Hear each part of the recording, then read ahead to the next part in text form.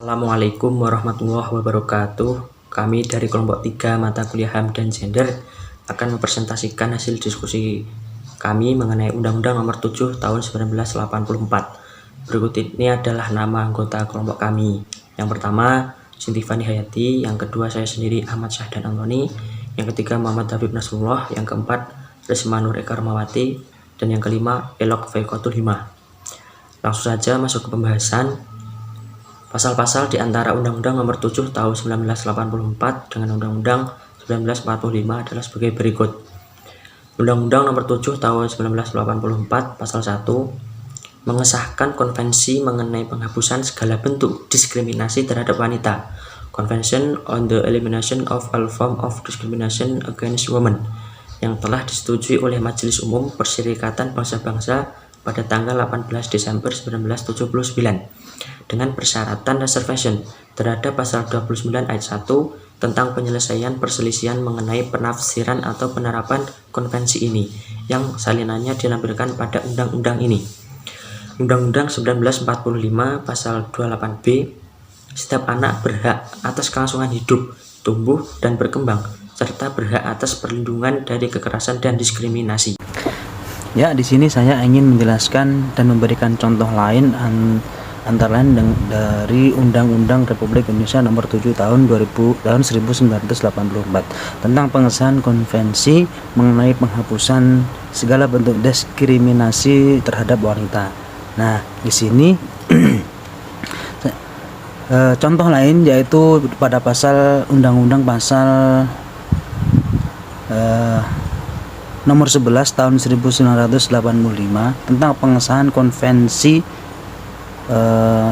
telekomunikasi internasional. Pada dasarnya konvensi telekomunikasi internasional yaitu pada tahun 1982 menggantikan konvensi telekomunikasi internasional di Malaga yakni pada tahun 1973. Pergantian ini dilakukan secara berkala dan sesuai dengan kebiasaan yang berlaku. Setiap 5-7 tahun sekali dibuka kemungkinan untuk meninjau dan mengubah ketetapan-ketetapan konvensi yang berlaku agar dapat disesuaikan dengan perkembangan keadaan dan kemajuan teknologi telekomunikasi. Pada Undang-Undang Dasar Nomor 7 Tahun 1984 menjelaskan tentang penghapusan diskriminasi bagi kaum wanita. Beda halnya dengan Undang-Undang Dasar 1945 yang telah diamandemen 4 kali pada pasal 28E dan pada pasal 28I yang menjelaskan tentang penghilangan diskriminasi bagi anak-anak, remaja, dewasa, dan pada kaum wanita maupun pria. Dari sini kita bisa melihat perbedaan bahwasanya pada Undang-Undang Dasar Nomor 7 Tahun 1984 lebih mementingkan kaum wanita, sedangkan pada Undang-Undang Dasar 1945 lebih umum, tidak memandang kecil maupun besar dan tidak memandang gender pria maupun wanita. Pada Undang-Undang Nomor 7 Tahun 1984, penerapan di Indonesia dalam berpartisipasi dalam usaha-usaha internasional menghapus segala bentuk diskriminasi terhadap wanita karena isi konvensi itu sesuai dengan dasar negara Pancasila dan Undang-Undang Dasar 1945 yang menetapkan bahwa sebagai warga negara bersamaan kedudukannya di dalam hukum dan pemerintahannya.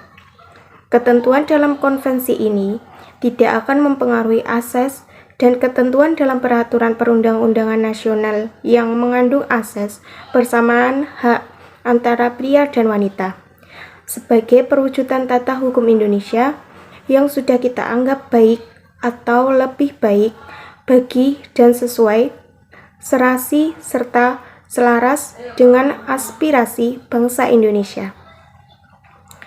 Sedang dalam pelaksanaannya, Ketentuan dalam konvensi ini wajib disesuaikan dengan tata kehidupan masyarakat yang meliputi nilai-nilai budaya, adat istiadat, serta norma-norma keagamaan yang masih berlaku dan ikut secara luas oleh masyarakat Indonesia.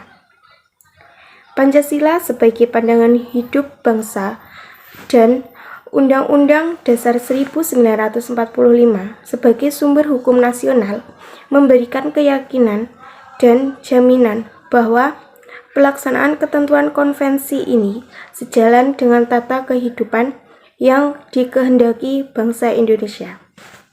Indonesia telah meratifikasi Undang-Undang Nomor 7 Tahun 1984 yaitu tentang Convention on Elimination of All Forms of Discrimination Against Women. Maksud dari pengesahan ini adalah agar Indonesia termasuk negara di dunia yang dalam segala aspek sosial, ekonomi, hukum, dan budayanya bebas dari tindakan diskriminasi dan ketidakadilan gender.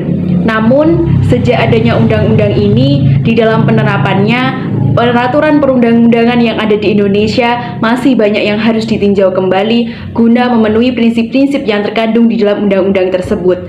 Secara tegas, di dalam undang-undang ini telah mengamanatkan negara yang meratifikasi untuk mengadopsi prinsip-prinsip dan ketentuan untuk menghapus kesenjangan, subordinasi, dan tindakan diskriminasi berdasarkan jenis kelamin, yang dimana dapat merugikan perempuan tidak hanya di bidang sipil, politik, ekonomi, sosial, dan budaya, serta di ruang publik maupun di ruang privat, namun juga dalam kebijakan dan peraturan undang-undang.